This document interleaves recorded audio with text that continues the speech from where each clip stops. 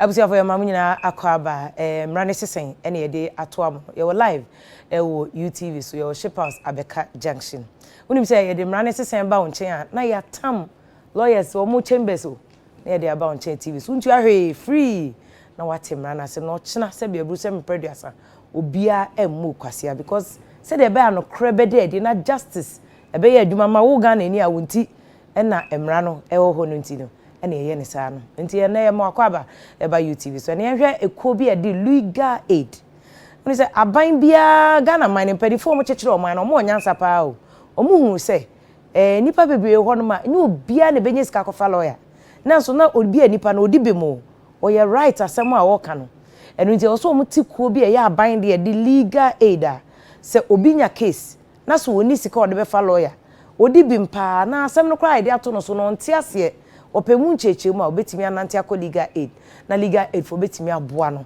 na wate ensem asiti na ye legal aid for company for no abetna studio obeka ya nansen ya ye de abrante bi agbasi ebetna ha na wadam emfie dunsia du miensa 13 years ye de charge bito no so ye kwadu de bo no say armed robbery legal aid for fa asem no mu hwie mu say sa abrante ya na nye ono kora obi na se otene enkofo no mbe robe ye no obi net se no na ye de kotum 13 years yo ya de abrante ba akoso ba legal aid for ya daroma tumasi ono so obi di so bo bi bo no se wakoto akola amona eno so okode mu emfie wotwe legal aid for ya nyankopon hira wo mu na rewure ma no se de bi abrante no nya sa na asem ne tie na omu ye case man free ya nya omo hwe amomo aba abonte omo ne omo busuafo na etie nti na ye de omo aba se de bo mbebo ayen na won so wa asem bia wotimi anante akoliga 8 ni aboa emphasize da kese ma diso chocolate drink de ohia ni ensuohye ohia sichire ohia milk omadarma edidwedie bro special ice mineral water any special drinks nyina na ye kanfo ama se no bi febi ma oma no so na etimi aboa omo ni na miska hair ana ama yetie we de lawyer ni a wo bi ono an boutique oye nkofoti ye chese lawyer ni a okuta swag pa omo East Legon omo eneme eti a de ehye omadarma ene edidwedie nyina ede ebremo na me ne mpanifo kukudam ya wo mfri legal aid no maba ha wo meboa me yate eye enkomoyi ya eboyi aso se de ba ebehu nsem ni nyina se de etie ene omienu ene ebebo enkomo lawyer akesiefo mienu abohu ma lawyer fo nyina wo ya na ne homai ba ye de legal aid enkomo no aba abeto asen ebusa se justice no he ya unni lawyer ntumi enya justice no legal aid for ho a ombebo ye ba sese ya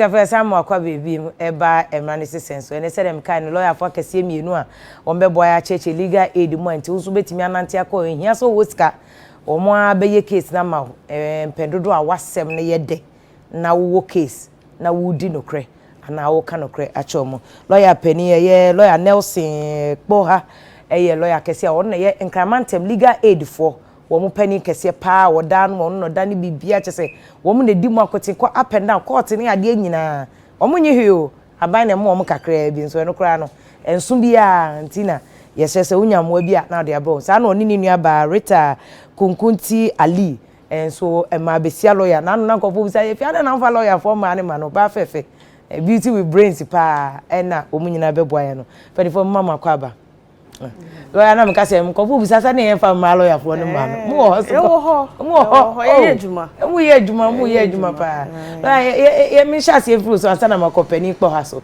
legal aid mo share ase na me ka se mo na mo bo ankofo a mo nye hweye eye den na mo bae wo legal aid wo a check kakra me kai se wo hwe Mmara ma fi 1987 nyina okay na PNDC ye law the by say the by regulate activities are ye di eboa members of the public are omo ewo eyi wo munya asem a omo ntumi enkofa lawyer or one private chambers into na is a public office into unya asem na uba a woni sika od ba kofa lawyer na e dey boa woman e bedru 97 and a parliament enacted act another act eno ebe repeal back no nti na eno so wo ho nti na senya 2018 yi ena parliament enacted another act 997 eno no be repeal 1997 there no nti eno act 997 no 977 there no eba ye decouple legal aid free attorney general ase first na mo attorney general na attorney general and ministry for justice ase nti act 977 yi ban na be yi legal aid and independent free ages and the commission okay say I friend legal aid commission first no na nka legal aid scheme but say legal aid commission na say no musika be cost mo autonomy na mo dem ho ye di ho your budget. We are not under the control of any obia ya na ye ade ye present your budget finance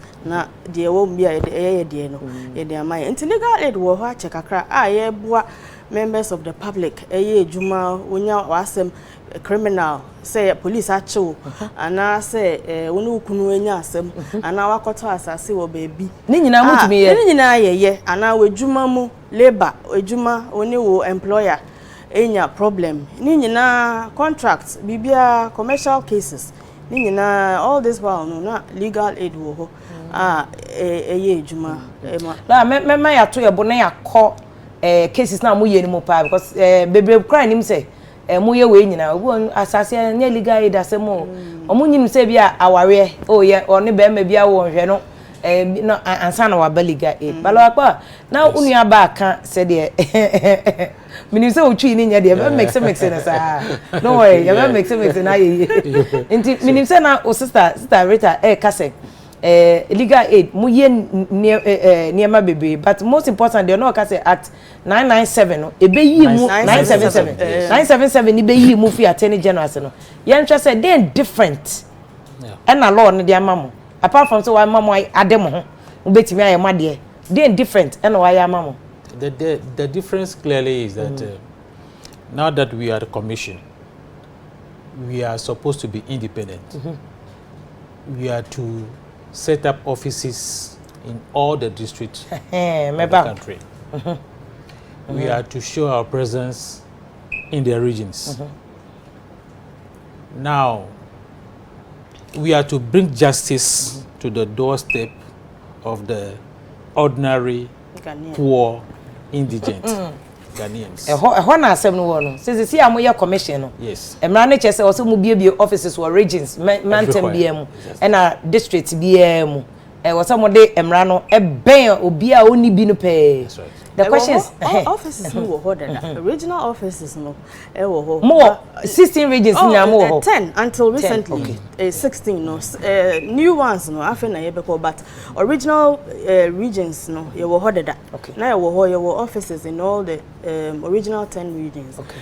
But ne ye say na ye hye obi asenti enema bebre wo ho a yentumi ye just say ekofa ho ansa na ababedru so nti na oka say is to bring it closer to members of the public. Okay. Because they say anu yet me present your budget they say you kwa you say you pese you bie office wa dan and I say you keta instead of say ebia ho no you pese you bie e wo keta it doesn't have all these doesn't have to go through the attorney generals yeah but mo be call ministry of finance mo nsa you call direct. That is basically what it means. So I just say money am yes simple and easy mama. Yeah, easy. It's a commission. Okay. Until because more more 10 na just say district in there all they do say money ho. You know I'm crying hard and you walk akra. I'm crying how you start it. They say crying how say you wager and then I dodowa. Okay. Yeah, try tema. We are still in the process of acquiring space, office space. Na stone boys you baby obeboa mo na mo biedu ashama. Adan so yeah try but wager any dodowa offices no they are in full operation but na me busa assembly say mo now lawyer will be say mo try some of the law no justice be back at the doorstep of the ordinary person so nipa wo ni bi ordinary Ghana ni o form crash shoemaker then baba obia Mmara na wo say protecting no mo de beba ne nchen mo sika mo de besa say ni nyina yesikasem ni nyina yesikasem say you try imagine say Greater Accra nyina no nanka ye office ye one enu na ewo ministries hoyi nti say wo ti dodo wakra na wonya problem a ewo say wo ba ho say police chill wo dodo wa ewo say lawyer sorry ekododo wa ye chill wo tema ewo say ye koho ana say weja sometimes kra kaswa na ewo say ye friend na ye ko but send them kind no say no yetimi be district offices na you don't have to come to Accra. Police for chiwa ewo weja anagba we sa area na anyone say it's close to you anyone say wako ho na woni lawyers wo ho woni o ma koka na say bail na ye be pa ma wa ye di wechi say police station no wo ho a jurisdictional ade na ye di wechi aba ho na ya ba be boa we yi efio nti ama ejuma no ebe ma na ye easy ama ye nyina nti no lawyers no will be splashed all over ye wo ba bia enye say wo beba Accra hanum ko na ye wa Accra no so no will take care of sa area no ema ejuma no ye easy ma easy na say Mmara ma mo cause mo bre wo mu cases am ye dada no asan de we age na mo ko pressure na no me ba mo na line tin obi an so hia he o ba ai o nyina ye ti o mo Bako yebetie o yetie obia na se yetie o na se we qualified for legal aid na we start Rita mesan ba ho about qualification okay e dey na we say oye ansa na wotimi a benefit from legal aid also you be unisika na se wo sika na se den balawa kwa na council can about say qualification more yes share to be everywhere more regions na legal Ghana na mo ya he. How many? Like my lawyers are 35. Yes, okay. Previously we were 21. But recently last year we had some numbers, so also we are 35 now across the whole country. Okay. I can Ghana, 35. But I know Accra. Accra 10 now. You are 10 in Accra. A voter 1. The whole voter 1. And the lawyer no Eastern region 2. Nti Accra 10. Voter 1. And Eastern. Northern region. Eastern region 2. 2. Okay. 2 or 3. Yeah. And Northern region. Northern region 2. 2. Yeah. And other regions 1. 2. So. Kumasi maybe. Kumasi is more than Accra. No, Kumasi is like Omodoso kaka. It's around 8. Not just nipa no so wo Ashanti region kwa for instance voter region nipa no wo district we were only 2 there before I came here. So now it's only one person there. So if the person is in Aflao, that means the person has to come to Hope before Benya lawyer ma aboa no. Oh, that is what it means. We be a mamponten we say oba Kumasi and sana we nya lawyer ma aboa no. Okay. But Rita yenko qualification nim. E dey na wo so obi wo so you here ni cra grade 0 na say dey na wa timi aka say the guy mombo am me sika me dey be fa lawyer act no act 977 che nkofa e wo say yetumi ebo ahom act ni che say members of the public and our citizens are omo ye indigent where that you see indigent I just say Ghana ni poor unisika poor onye ejuma ana say wo yare bi da ho ana say we ye retired we ejuma but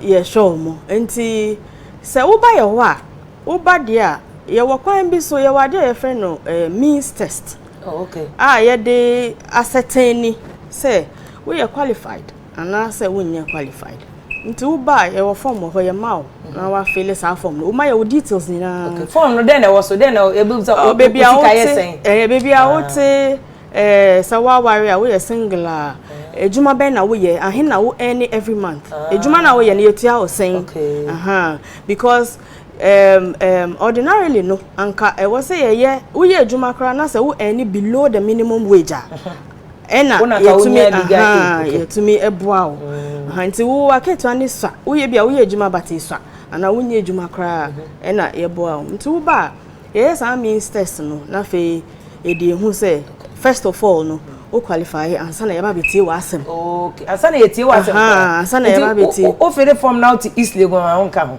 oh there be o to East Legon say is within is within Accra okay it is our by ho e wa Accra dia but I'm saying that is what happens in all the regions okay o ba sa means test no o ko Tamale Kumasi baby ye beye enu ye ne first ansa na yetie se wasem no e bia ya chi uba bi na akɔhye prison ana police custody ana se wo ne okunu na enya asem ana se wo ye adwuma a onya kakra na wo ne wo employer ana se land bi na wakɔtɔ ansa na yetie enu ansa na ye ba abeboa nti qualification ministers na enya ade edin okay enya ade edin ti mo bi ensho there be legal aid no bechi obra obetimi aba apart from that no your new act no mpo ema ye kwan say obi a on qualify just obi a bia wo ye adwuma wo anyway above the minimum wage no wo so to me ba oba ye be charge 10% is it of the nka ukofa private lawyer go boom no and no is to raise money for the commission until so new act man yes new act is very good very good because ukofa ordinary lawyer bi lawyer bi o say ubokokoko woni gate and we come here 2000 umpa mwasema wo kakra dia ubetimi aba legal aid mama jo kitu e bejo ni aye wasem na ma nti me my cases e bia ma kase bia 1000 na 500 mpo me share wa kete na me kase yakupon sham me siti kakra me siti asama commission no na yenye ma nti yenye ma o ko file woni ma unti ahwe wo court sawo there be ye wo eyi o form na ye fill in ye ma obia number sa number no is known to the registrars of court ni nyina nti eno ani say ye prepare a process ni wi a ye stamp so legal aid stamp no ye the stamp so ni ya trust number no wo de kwa unti ahwe o file ni mo yo to pa no obi sisi no not wo o file ni so mo nim nti omo mba omo ka sa obi omo ba ye ba ba jisika ye ba bisa o se bitia 10,000 ana 5,000 bi nti omo ntumi mba but enye sa na ye no wo ho na 500 ubetie wasasi na obi sisi wa this week obi the case bi kraba ube susu 500 ubetimi enya eno krampo ye ebia wa ye hwe na wo ye adwuma waka che se wo ye adwuma enye se ye se betia ebia ye hu ni say you are not qualified, you are not a poor person, wo ye adwuma, you are employed but wakati nso nurse sa a obetimi akofa private lawyer ntino betia bibi kakrama commission no act no maye sa kwan no say bibi kitu ebi ti say 500 tu de ofi ene kwa to so by next month no wenya 500 na wo de aba legal aid na wasase ya je ama ya ye ama o ai papa no me ne kasa ye me ka che no so nje number na o frɛ ye wi a ye be ene no be ebe ye yi okay right na ko share no de me wie kra meta ma mo emphasize ne ya hwe say legal aid wo number bia na masan ma mo de ato no bia frɛ because be brain him say new act no amount to me say abeko ko 5,000 we lawyer bi ho no because lawyer bi do a condition a condition ka tweet ya ti ni onya 500 bi ko na 200 de beto legal aid na ya start process eno mpo no say you can say 500 because you are not qualified no na say wo ka say wonni 500 na ye be ka say wo di etu na kakra nti ene wo ba officer wo be hu lawyer fa eyi 100 na fa be ma accountant na ji receipt etina so wo ba wonye bia kakra sa nti better chance of be sisi nti enye se bia wo ba ya 500 no fa ni nyina bra it's so flexible you can pay it by installments la reta no eno kwa new act number the legal yakopon sham e good pa bebre nim eno tina sa education where aye na very good no bia ti ase say you can just walk to legal aid koje o form na fail we are qualified now sika no ndo enso a ye be ya ama free wo sika kakra e be ama ba lawyer pa na wo bobo dibi unse council kasa no la reta kasa na wo bobo na kayaye I heard you say yes bobo mami people who are qualified those are the people yes we are looking at the kayaye in the street of Accra that poor taxi driver we are looking at that trotro mates who may come into conflict with the law who cannot afford the services of a lawyer. Those are the people that we exist for. But You may not be one of such people. You may be a businessman. You may be even a lawyer, an accountant.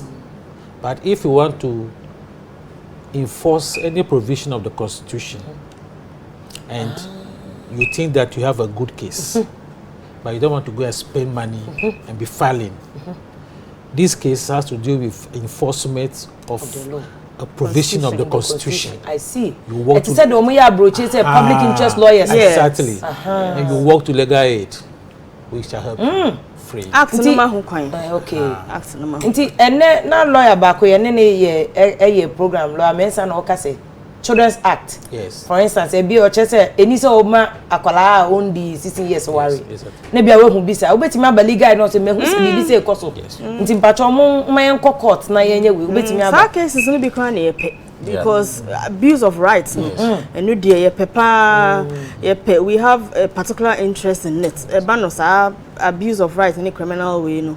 We want to because a public office nti bibia ye bia so to me de boa to protect the rights of members of the public no and we don't blink an eye nti bibi sankwala niema rights any protection of rights ne san niema no eno de ye anase police abecho ade a bia wonye ye se waye those are the things we are very much interested in nti wo ba me kwala me dream on said that bia despite me that say turn this way chocolate drink kwa baby ankofo ba oliga no motena no ye pese nke that be be siesie ho na ya pe this way chocolate drink machine be esi ho ko to bia even akukuduro no kra nipa de beba no e na obedu obi a wa bre kom kra de no nti say this way machine bi so no obenya drink kakra no ma oban be no ma na koma to ne yem na problem no de ba no kra ba fam na fe wotumi ase ma men kama sem che diga because yeah lawyers na me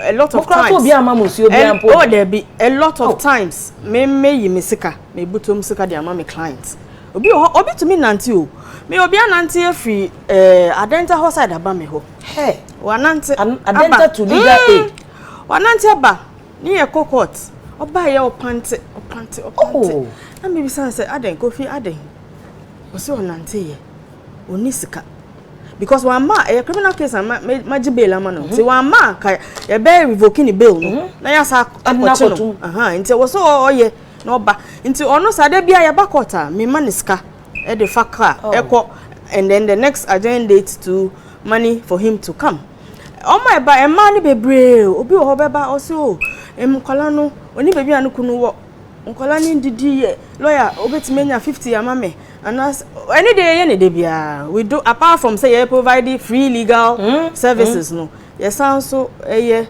I want to question no but say any nyina ye for God and country enti ma obi ansro me I think people have a lot of perceptions about legal aid I mean homo ka say bia oba ho ye beji usika and I say there be oba ye nje usika sa form no 5 cedis oba because form near print nema bebe wo so ntu betua 5 cedis pe and na otua lawyer no kra no 5 cedis no say ye betimi take isa cost mo betimi take mo print ahe o say ye print bebe to ho okay I dey betimi kra fa se nko ye won kofo bebe mo boa nti me ndie me nim se me nua ba Sandra copy first na oye ye betimi ni Sandra asan kasa bia ya fa print out na mo print for no be 1000 copies and 2000 na ye tua na ye de abegu so obi obeba bia on fa free because sometimes ebi mkwa ye tua mo obi be say 5 cedis no only be but I was say access no nti I was say failure form no nti we have to pay and na we are ye fawa o qualify na ye fawa ye ma small card bi sa card no ye twa legal aid number no guso na de amount nti we dey call every time bia wo ba ebe say ye hwehwe wa asem ni nyina ye twa form no so nti ye hwe ni akoyi ai say wa ko hospital no ye hwe folder wo de card beba na nti we say wo de card ne ba na ye hwe wo number na ye de koyi ni nyina 5 cedis ba omo ba omo ntumi ntia ebi mo ho omo ntia ai wo say ya na esa eyewe etia ma omo nti mo nsuro wo asem abra say there's no harm in trying mbo oba na say wonya qualified say no one say ya catch on na wako but a lot of the times we don't usually turn people away We don't turn people away. We always find a middle way to help. We don't know hardly. Say Rebecca Cho say I just say ebia o extreme case cry won't qualify cry na won person obetia 10% no and they say won't qualify because you go file unia me unyo here ni won so person obetia 10% nti you go file unia me auditors ba no mo behwehwem no mo say nipa yi oye adwuma wo UTV every month oji 2,000 and 5,000 so ontia nti e ba ne say you benya problem. Okay. Every time I say about ebusia for uguso ahwe live wo UTV so say ma ye ken ya say ma hu hia pa legal aid commission ye nti no mo ho say de mo kan wo obi oyo hia ni kura lo akpo ase wo ye kai mason carpenter uni bi kura nya carpenter contractors na mo wo sika no bia mate ono driver o person obi obukata pa ono na ye adwuma fako legal aid omo ministry sa ye wi be ma o direction no akoye de omo number so beto ono wo ye oba bi uti aware ase na no oba bi ba oton ice kenke na o se ni kunawu o the pictures ba ye che so ne be ma no aye engagement na o ma ye omo ho ade omo san kwa sori kwa mo musa ko shira so ebusuafo be ma na ewu ebusuafo so o ntu fifi o omo betu oba de oba o hye ne socks ni ade oton ice kenke no be so esi eni ma no so pe lawyer nti sa no o qualify legal aid be ko size kenke onya hin bia one no oba so edan no mo nka so mo tete o mbore mu o si abusuafo na pam na fi dem o enu se legal aid be me na lawyer kpo aka no ye qualified enye sa 10% kitwa bi no akotua na chese aboa nti ento ankomo no so e wo mran se lawyer kpo ana wo ka you were telling me about a year friend saying mo offices ni ade na qualification mama example of some of the case me usa na saying ye the cases ni bi ba agbasi 13 years okodem moyi no ama aba saa asem ne de yakopon hia mo pa tumesi last year moyi no oba abonten na say monya motumi ayi ama cases moyi nkofo ni bi aba aba bi kra contract ade amotumi asolve betumi aka no bi a share some other cases some of the if you agbesi die kra ye den na motumi ye that is it. You see, the judges are human beings. The lawyers who also go to court are human beings. The judges can make mistakes. Depending on how they look at the law, they can convict you and sentence you. Meanwhile, the law says that you have to prove the guilt of the person beyond unreasonable doubt. Maybe you are innocent, but the judge look at it differently and convicted you. And no, Pacho, last week, somebody was asking a question, say, what happens to the lawyers now? Who okay, like in Agbesi's case? Agbesi's case, yes. We share, we na mode by na proceedings of the court now. Judge na shada amboa Agbesi from court of first instance ko see exactly. Judge no ye mistake obi ba ko dem 13 years no. 13 years. Ono bibi anya no law bia ni we cheche judge na. And I tumesi de no so ko dem 8 years no. That's it. Bibi anya no oh Debbie. So oni de waye na ejuma. But adam ba unse na law kpo akase judges ni enipa o betimi a mistake to say the doctor ye mistake a ye che no negligence ade na judge ni de yenye no you can go to the Supreme Court for compensation, but hardly do we do that. Compensation betimi go Supreme Court for compensation if they want to move wrongly convicted, but hardly do we enforce that provision. But let's say, for example, the case of a taxi driver who took a businessman to a place, and then the taxi driver demanded his money, and the money was just 20 cedis. This taxi driver, the businessman refused to pay the taxi driver. So 20 Ghana. In fact, he was even booze, let me put it that way. And refused to pay the taxi driver. So the taxi driver saw that he was holding a purse. Say, I gave him my money. He's not giving my money. No, J person. Then he removed a dagger. Oh, person. The businessman removed a dagger from his pocket. Oh, the taxi driver. No. Wow. His face at this. Lots of 20 cedis. 20 cedis indeed. That he was demanding. And then a fair charge, I want you. Or the Nako baby, the businessman is on to okay. So they went to court. A legal aid case? Yes. Okay. They went to court. the taxi driver was convicted and sentenced to 45 years. 45 years in prison. Taxi driver no mama. Taxi driver who was just demanded 20 cedis. 20 cedis from businessman na wa bono. Businessman. Or businessman mum de second year taxi driver no. And no mum businessman taxi driver no mum for charge. It's a robbery. Robbery. Now one na ekuta second no who was holding the dagger? The businessman. But taxi driver no mum they are charging with robbery. 45 years. Say they catch a police. Then the taxi driver went on appeal. It was reduced to 20 years. So it came to legal aid. We went further to court of appeal. Taxi driver was acquitted and discharged. So just imagine. Yeah, taxi driver and say ordinary because taxi of legal driver, aid. 20 cedis. That is how far they have spent almost 15 years already before getting to legal aid. We'll make sure that whenever you come to us, we'll look at the case, we'll examine the case. If you don't have money, you say money should not be your problem. Yes. We shall help you. I say no. Money no be problem. No. Money, but this is a very good case, council. Say nipa no taxi driver on yeshi wa fa businessman or deni ko baby. We charging the 20 Ghana cedis. Famisi Cabra businessman abo o si mintua. Na businessman no mama twese kan dia taxi driver no. Na onu mom oh ya victim no. Ya de onu mama kotum for armed robbery. Ya sentence no 45 years. Yes. Ama we did 15 years in custody. Na lo akpo de ana na one contempt. Ana na first day no convicting legal aid man be. He has no lawyer to represent him at that time. Na man take case in them. Oh, Moti and we did 15 years in custody. It's sad or normal. Prisons normal. The judges are human beings. Yeah. There are a lot of people there like that.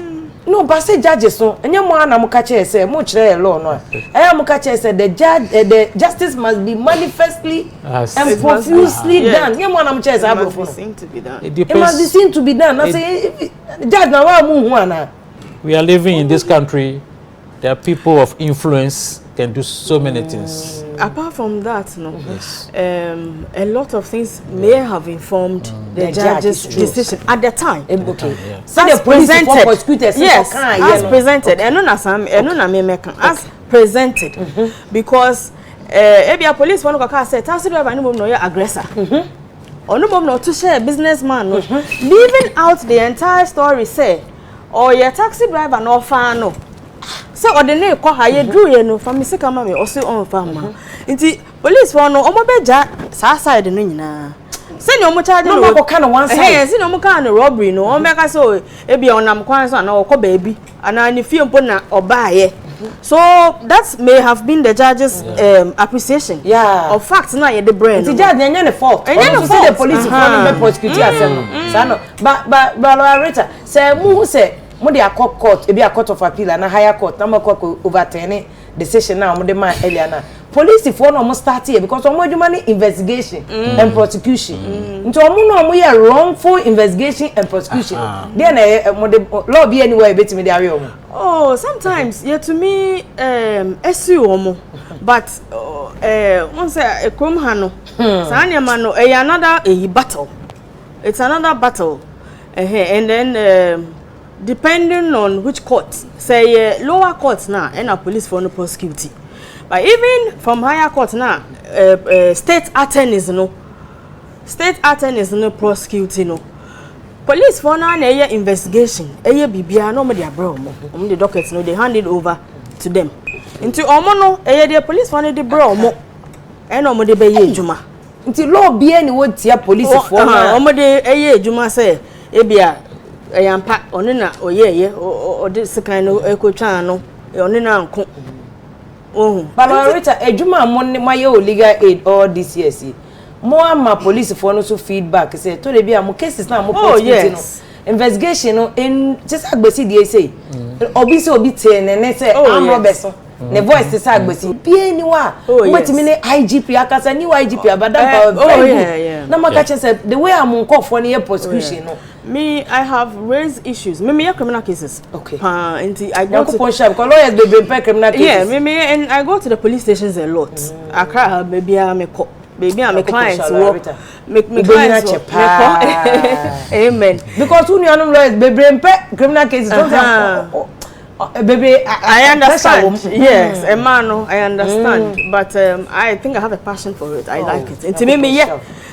ba ko mienu bi na ewa ebia sexual abuse no but ebia me yeah until I go to the police stations a lot bi wa me ni penifo no kokasa I've got investigators and even prosecutors change me no your case na me hwe na misconduct wo ho and I said the wo ye no me mpe I'll just walk straight to your superior na me na akoka say ni say na oh ye me I've got two changed me I'll go and tell them this is what you are doing and it's not helping the court to resolve the issues and more court you know appreciate ade no fairly to say nipa no ye and answer one ye apart from that you know you have to make your petitions you write a petition to the IGP and you follow follow say bia nipa no ye ne be kasa wan sesania na che say they have their own system police for no own internal system of disciplining more officers they will take it up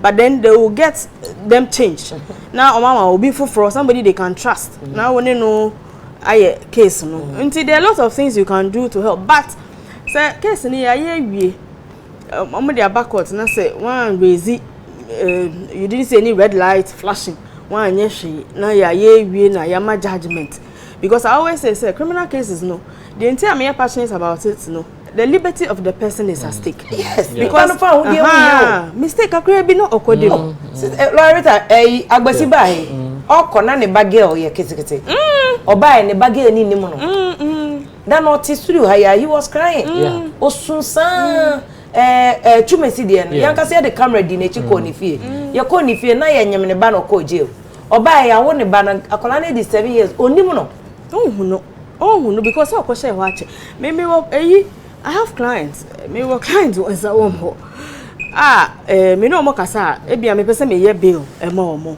ebi mu ya convict mo ansa na me ba asem no ebi mu so on demand me pese me ye bill mo bi sa mo bill no menya ma but menya ma wa obenya obi na wa ba be sign e se me ma me ewu me wa ha na e be ka chem se me ma me ewu watch somebody has been on remand I'm doing a case remand more than 15 years remand the keke no conviction you try a case no afena you be start radin enti me ka say me copy bail amano no na when na because I know nya medjuma me de ne say menya I can't go and be looking for sureties menya ma wa exactly menya ma wa hwan ma me obi contact o family member bi o so obi ani ho me wa ha ne be ka chem say me papa ewu me wa ha ne be ka chem say me mama ewu oni sa ni panikra opie free prison ho oni baby akọ you know there are a lot of them not only any day am ka say no there are lots of them but lawyer Rita kwan bi anyone ma as commission no ye betimi a throw petition akoma o mampani excellency na nado based on the one kasa wakọ I think because he's the commander in chief judicial service but these are things that are beyond public knowledge when somewhere I can prison I say your ade obi anim but lawyer Rita she said 15 years on remand baby omunim enyo nipa ba ho there are a lot in there almost here remand prisoners keke there are a lot in there after na ye be start ye do ba ne do ko ye do ba ne they will give you one example the docket is not with the AG we have not ordered the AG will say we have not received the AG we have not received the docket from the police the next moment the policeman will in court the docket is the AG the person is there there is one that I did the person was in remand for 5 years 5 years remand yes remand then the proceedings state the last page of it the judge wrote that the advice of the AG has not come for that matter we are remanding you for another 1 month yes meanwhile meanwhile the proceedings that we applied for from the courts The advice from the AG is there. So what is the basis for remanding him again? When the advice of the AG is right there in front of you. And then the last page of it said that the advice of the AG has not come. For that matter, we are remanding you for 1 month. These are clear injustice. And starting police or file and prosecution or file witness statement. Remember, and there will witness with me only or better fire do so only ho into anyone say a cop. Nayeba, people who to me the jinaso to get the accused persons acquitted and discharged because a chebe we think say it is a fault and assembly encore so intisano because police na no say why we near the Naba court. Now someone to me prosecuting in good time.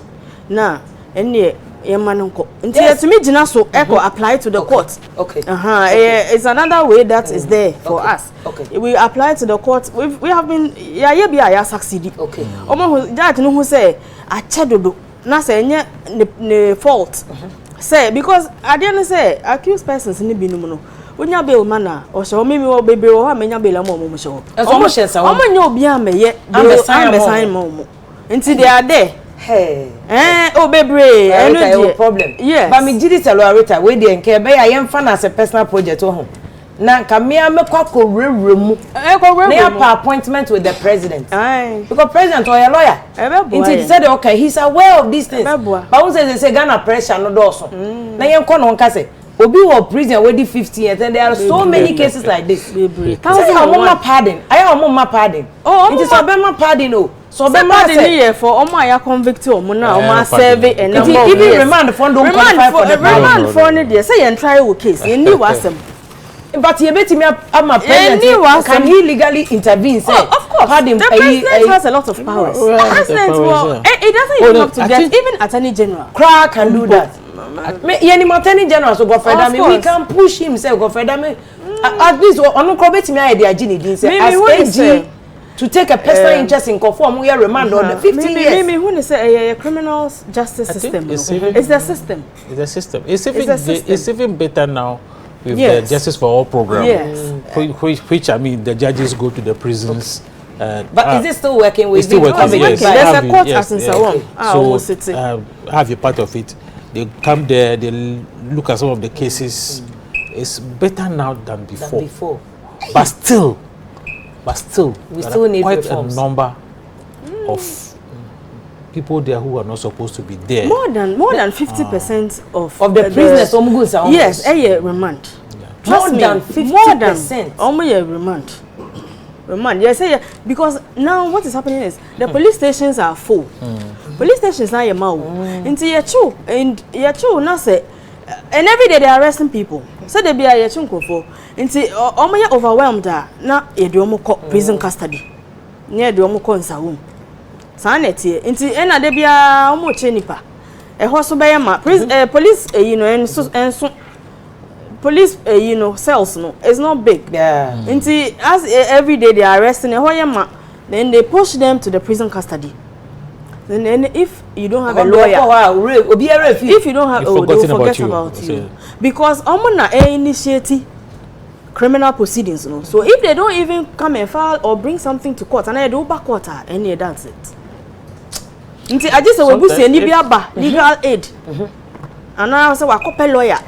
Say many pay you did not call prison custody. Now you call police station. What is happening to this case? And son, I'm sorry. So obi abantino e wo say your court date na e do court and yes idea you are I heard some more case we were cry has a mile 7 or said they said you had a case in one of these police stations and on remand obi are for about 9 years commander from which station this one is in the region is in the region they will tell you that the vehicle has broken down. No vehicle to bring the accused persons to court. To court, yes. It is the usual excuse. Those are some of their excuses, and But I'm a court reporter, and I'm aware of some of the cases. Police for now soon told you anymore. They are good. Oh yes, they are very good officers. Very good police officers.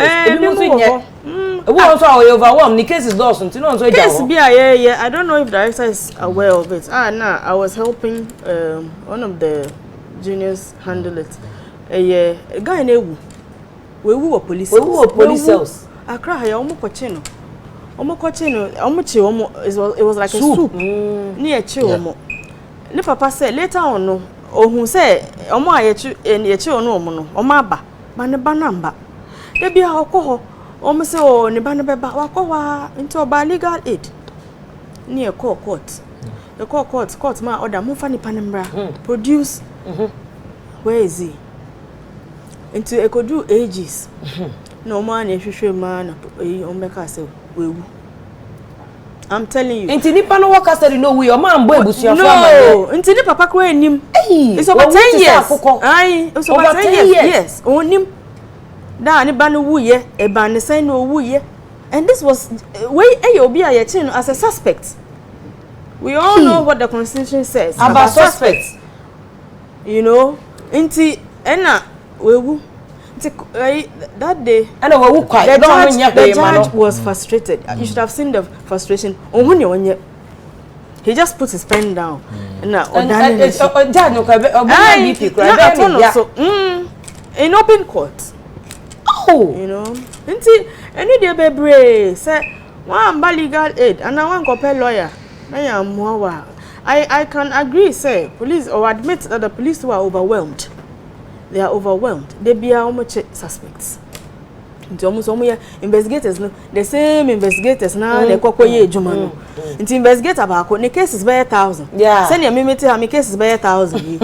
Into on one, yes, we are on one echo investigate. Yes, obi kita we were on one person. It was so yena obe.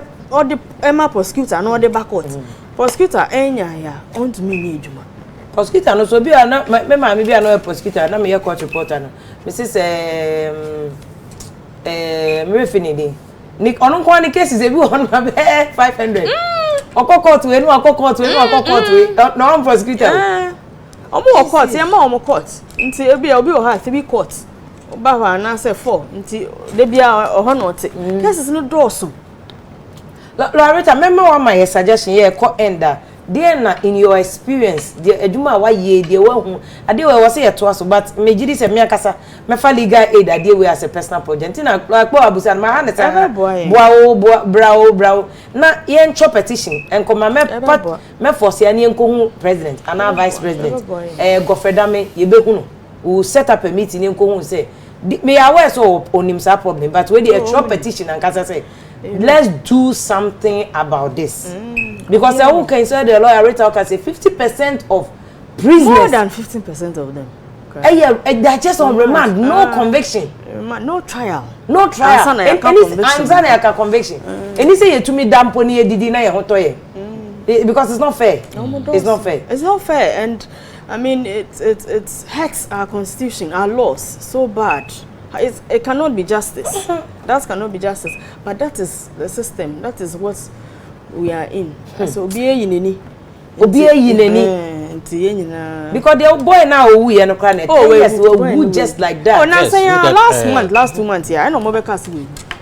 That more fighting in no police obi anka jo. There court man order produce. There be ebe background mumma. Ebe mumma. Asa no more because say. Nti yampo na ya conclude say e boy dey because owo wa court ma order no anka omode no beba court ma order ma ye dey because e be on them o ma fa number na ye hunzo and asese an wo in custody a obia bibia ni wo ma ebusuafo no say be owo ba bi oja wa chi there's nothing we take any compensation na director can earlier on no nti we will take it up eno na say ye be di echi ama ni papa no ene ni family lo akwa chere baby a legal aid wo say obi ba legal aid in Accra, your ministries right opposite the ministries police station. Ministries doves to honor, maybe a doves to honor. Opposite. But so be soon him doves to landmark, maybe. Oh, Mali Embassy. Mali Embassy. Mali Embassy. And now say court complex. Court complex. Court complex. Okay. Into a baha and one is a 1 month and one about yes. A first confess into bar Ubeba took you no now I join it.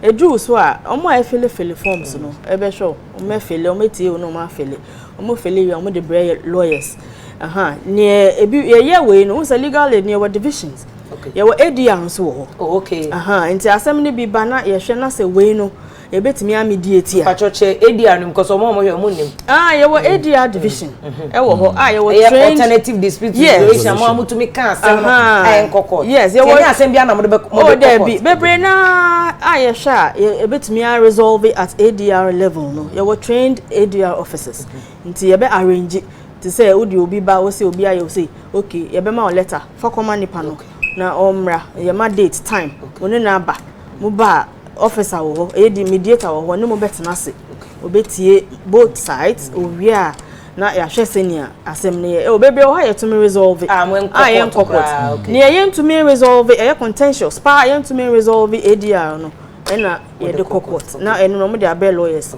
na mfede criminal cases ye nya ADR ai nti eno de enko ADR but ti se obi de meka ana land obi ne yere we try eno kwa we try say ukunu no ana we yere no onye cooperative then we go to court for dissolution and all the other reliefs akamba be bisalo yakpo hakra say uka say mo be ma nipa ne letter no de akwa for ma nipa so one na etwema so amba but we write for police assistance it's a public recognized public office enti no uba say uka say nipa na bia o aggressive and I would the command on jia ye cho ma police station or area ho no now they are ma omo now omo we do any now the letter na command we do that a lot but if you want for any banks and now omo ejuma here for problems we resolve all of that ma letter now they come our office we ejuma for then they come on be a bank for they will come. Now we sit down with them and then legal aid for Mbeko and we give them advice. I mean, we have a division called Citizens Advisory Division. There's a legal aid. Exactly, advisory division. What defenders? Defenders criminal. Okay. I say AGs, prosecution is civil. Okay. The addition at legal aid is the ADR. Yeah. The advisory is just to advise the parties based upon the law. Okay. And your case is never hanina. Me do mu nya beba. Me do mu nya beba. I was say me catch a friend say director na this way no party to me be ho. Because we are me directing go for line e was say insurance there. No a doctor for his support the baby ye be force no pass we there. Ye paniche legal de djuma mo ye ho de boa ordinary Ghana for no. I said I'm play God. It's terrible. Play God. I was say me. I have had a lot of instances. I was say me court whatever. Me nyaka. Those are the challenges. The whole original legal aid, the whole headquarters. National headquarters. One car. Rickety pickup. And no pet. And I serve the whole Greater Accra. We have about 9 lawyers or 10 lawyers. To go to just a wild do car ko into also car say na just any wa one car and the clients are not supposed to pay bibia you free I was say obema petrol I mean petrol ska transport there be into la rate na lo akpo ampacho asemu amuken girlfriend me age onim onim say the guy mu o car back AG is a walking distance from legal aid office you know man e ejuma no go until recently it was decoupled was say force girlfriend am not talk about come at least one car and say your friend philanthropist because here director doctor say Kwame despite obetimi atalk am but I was say but before mo be done as na was girlfriend am dey na dey ba ko be kan so because who's all converting they were asking questions about legal aid. Challenges no because me sorry anopa na me kotema na director e bia o ko weja when obey you can na the obey you sin the on kono on you can what do we do and we are not supposed to drive beyond a certain distance they are catching unless you are going with the office driver nti se car ni wa baby o am ntimi ankokot because me nyaka na one kokot likely say if no you dey no kotu okono. And it's delaying. So that is why I said it's a system. It's not at the end a delay process no. Because maybe I make you better progress. Would have made progress. But because I wasn't there, you better agenda. Okay. Until for 1 month and I mean to me court, they be na agenda. Na agenda delay. You see. And see these are some of the real challenges we need here. to me now. Challenges are many. It's a typical public office. We just try to do our best. Even office space, maybe I want to cry. Maybe I want to cry most quite. Yes, Council for Law reporting. Thankfully, no, yeah, they no more see be. But you name that legal aid commission. Oh, legal aid problems. Where to start? So let's look at Juma, but Juma council. No boy Juma papa no, but I not on a media for near Bemuno. Our job is to highlight a Juma na mobon. The best and saying ye de san we case we na mu yi the panel the number. Yashada so that will be a dream beba to say okay, so I buy you ready. Yankasa Ghana for at least will be a 1 city, 1 city, 1 city, 1 city. And ye dig be fund the money a day boy legal aider. And could be almost over 50% of Mugu prisons also remand for it. That's what at least we can get justice for them. Oh yeah. Let's because the lawyers justice for them. Yes. Let's say for example somebody is at Pram. And he was arrested and kept in custody beyond 48 hours. Maybe he hasn't heard of legal aid before, but now he's hearing of legal aid. But if there's a district office at maybe Pram, you just walk there. Yeah. Is there a lawyer there who can assist me? Quickly, the lawyer will walk to the police station and get you out. Yeah. But that person, because he has not, maybe his relative has not even got money to travel all the way from Pram to Accra, then he will be kept there beyond the 48 hours. And there's a likelihood that you know Obiara Befino. And there are so many and there are so many like that. There are a lot of cases like that. But this year budget are here the mamo. Like, are you aware of the budget that was given to you? Oh, the budget, I'm not aware of the budget. But is it enough? I think it was better than before. Better than before, but still is still look at the problem we have. The whole of Greater Accra, we have only 2 offices. Where the office is at Dodowa, the office at Dodowa and ministry is some cubicle. I mean, there is no washroom for that office. You have to.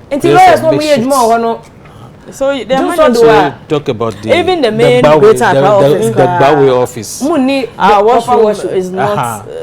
That's right. We are sharing the washroom with the applicants who came. And Nipa obeto obo no. How many lawyers ni? And they supporting staff. And one place. So the challenges are quite enormous. I was here starting campaign here say yeah, obi akoye donation no akoye wa ha no akoye was here started directing some of the donation in legal aid. And there say washroom no na obi ba be renovate here. No obi so aba be ye ka say this way bi ni ade beba ho no obi aba desk baby ankofo ba baby because baby omote no say nsu to cry bebo. Oh yeah, it's a canopy. Yeah, it's an open place. Ye betimi aba ye bibi kakra bi wo ho no kwa nipa ba nsu mbona na at least it will be a bit comfortable. And a benches otina so cha sisi nti won kasa wo problem on dey ba oba so no abesa be fa sisi. Your office no lawyer's office no is a small office. And sometimes we have to meet the applicants outside because a hot miyama a small office. In fact, we don't have an office. Yes, we are pitching. That office, that building is for Council for Law Reporting, and then we are all pitching there. So there's only one office for all the lawyers. Only one. For the 10. Because I was saying, you better another edition of Mmara same way. Now you back to illegal aid. But Rita, before I will be now some may be process, but me person about recent case I wetimiama nipano ababonti apart from the boy one case. Now I want us to whip up people's interest about the good things are more with legal aid that yen time can wasn't. Oh, criminal cases ne dear me guso me ye ebi wo ho amenya bebre amenya bail omo nya nkofa o me sign am they are out. Okay, because some of the cases will take forever. I'm always happy if you are out on bail at least. Na say wow beba omo pay 1,000 years you are on bail.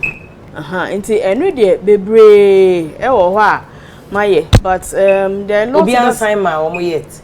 There be more also nkofa sign am I'm a bill no ma sign bill na mo. Ebebe wo wa o menya nkrofo o menya o family members aba be sign ni ama omo ko e na me kan bebre. There are a lot of them too amenya omunyo bia me sign mom until they are still in there. That is pathetic. And no mean to me because it's not my job as a lawyer to go and look. Even if you direct me, say bia obu say ni wa ha na ha, me to me no mo kokasa. But some of them don't have anybody. Only obia oba be sign it. On paper they have been granted bail by the court, but they can't execute. They are still in there. Almost sure. Say you better try case and also take it forever.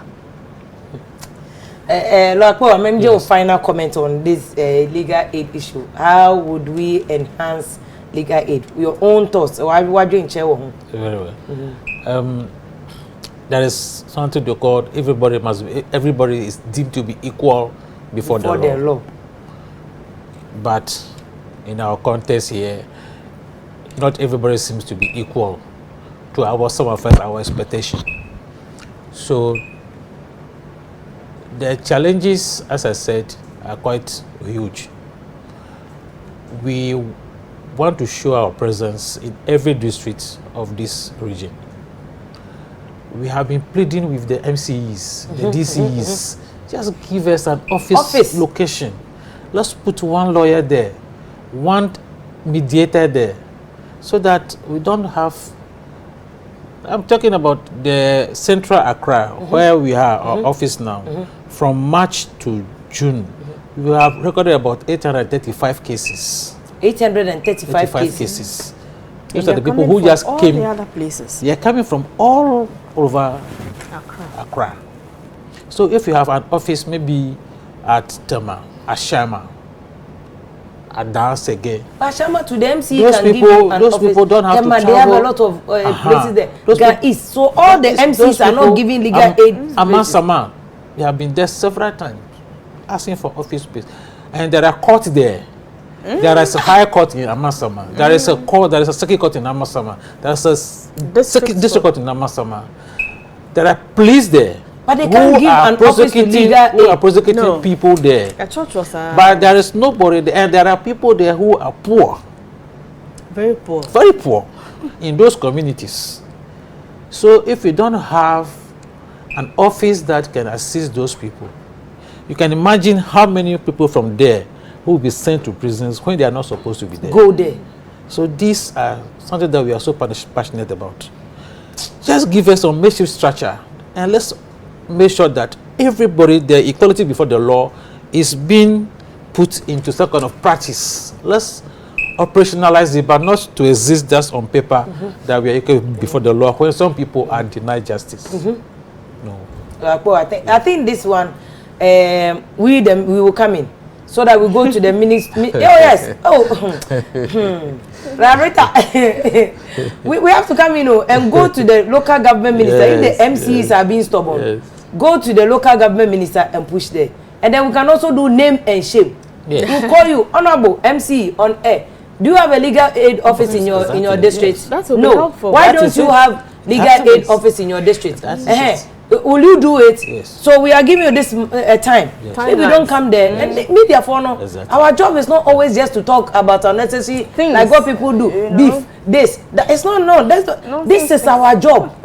To come and check. MC, you don't have legal aid in your office. Yes. Why? So that you come and answer. If we start doing the name and shit. When they here, no. Start here. Because Obi wododo haya over some problem. Akase ne obefaka sika odebefaka e de aba Accra. Na dokro sika ko ya no obefa sika faka. Nti oto ho nti obehu no landa ono adi ni sika we save kaka maybe in the past na nedwuma ye wakoto no ne ebetu na efri so. Ne age injustice. It's happening. Yeah, ne age. Larita no obi si membusa o say legal aid from comfortable because eye here for na modebo community. I told you here ni bi ni osikeni wa asema. No osikeni na betu amoka na asemodi asem no achana mo fa asem ni see you. Once me can say people have perceptions about. I mean, as lawyers, we have all taken an oath. Even though you are more legally lawyer the way a lawyer. Until you have oath. There's no way I will beba we make client legal aid client only sika. Na makwaje sika ewo ebia obi a woni no asem no na mabu asem na egu No, no lawyer at the office will do that. Any day and see that. Because we are sana, apart from it going against your conscience, you have gone against the ethics of the profession. You have gone against the ethics. In fact, we are public workers, and also rules were as public workers, and also rules were allow is an it's a wrong perception that people have. They may kind say be a ADR no. Now ADR to me obi a only sekeni na enya problem na mobile ye share ni hu so asem ye to me settle ADR. Nti ye be hye meeting ADR na ya hye na ye resolve ya no nche say mediator na kwakwaji sika ewo onipa na one na enya asem no ho. Enu nche say we sika wo. Do you get it? And I me some what ba me ho na me de wa asem akokota. Me to me in fact court na echi. And some sika wo other side no. Yeah. No. Yeah. I like the point I say against conscience. Yes. You can. No. Because one more we are applicants now. You say you sika wo mo. You're free. You're not taking anything from you. Into the end to me in fact we cheat. You know, people have all kinds of perception because omuhuni say you're free no ebi muka or say obi direction about legally so legally dem make case no munye ni ye e was me call private lawyer I hono say free idea omunye ni ye. No, we do serious work. Yeah juma we cases here the case court ye di echia kwesi end. Okay, it's just that sometimes we are overwhelmed with juma no nti nipa ba ko e dey e was me call court be 5 and 6 bia me ko weja na ma besa nti be me si bi be no nche say I'm not serious about your case and I mean we sama me na wase asem we dey me amene ye general manager Kennedy ono so o makola onwie school but ye be fa asem we as a serious case enye se tell me o TV so na maka nti manya obi abo se be mo waka wa anye na ya fa asem we gidi kra na ye de enwa hye first and foremost ye dey betumi aye ne drinks no ne nsuo no ne ade ne sitting area ho ne de no emene ne bekasa na ya ye gidi thank you na ya ye advocacy no so name and shame no in fact me hwe kra say next week san komo we ye beto aso on radio yeah this is what we will use our platform for na ye nto san komo we so on radio name and shame we are calling all the MCs. Do you have legal aid office there? Why don't you have legal aid? Ni na be ye pa abusiafo Mmara ne sesen ene yeah, we brought funny tree nyina afra, but a very important asem any year can say.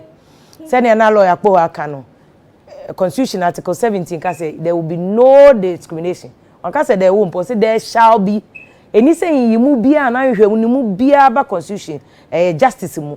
I was say atenten ne wo ho obia oye Ghana ni utumenye bi. Legal aid for na Mmara mo mutumi say omo hwe say obia oni bi oye hiani no. Obetimenya justice and na yaye omo commission kese ayama omo tumi a omo de ye adwuma na ntiko legal aid na omo emwa wo bibia nso ade bebo legal aid a kai say e bi anya wo na wo problem no ba wo nue bi oti ba bi no problem wo de I sort bibi kakra bi a mo yemfa nko legal aid cause nkofo a ye de omo to prison a omo nya ehwe na say legal aid for yi omo ba abonten no yakopon sha legal aid for na adwuma kese omo ye na attorney general yera gofredame eni unuanom nyina momfa we ase eni excellence o mampani na nadodan kokufuado we lawyer number 1 ansa na de aka nyina accolades no aba ye de asem we baba betu anim petition legal aid commission for antra me metro omo antra me metro me wie na mo ankasa me mefaya we need resources for legal aid commission omo abo hiafo a omo ni bi no cause omo an omo wi a omo to abama NDC MPP omo an to abama mo so let's help them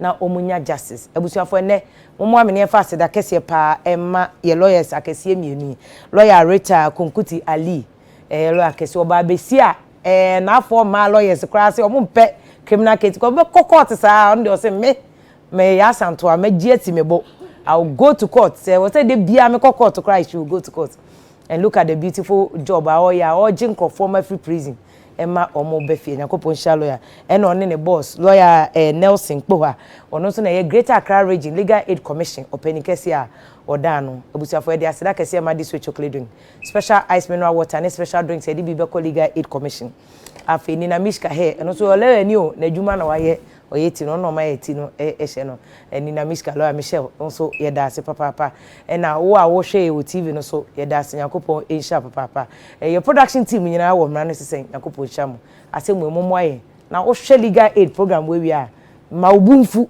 ba ma obumfu properly say you are fighting for justice for legal aid to fight for one so abusa for friend me vim lady efia pokua yakopon hya next time e be say hia e wo Mmara ne sesen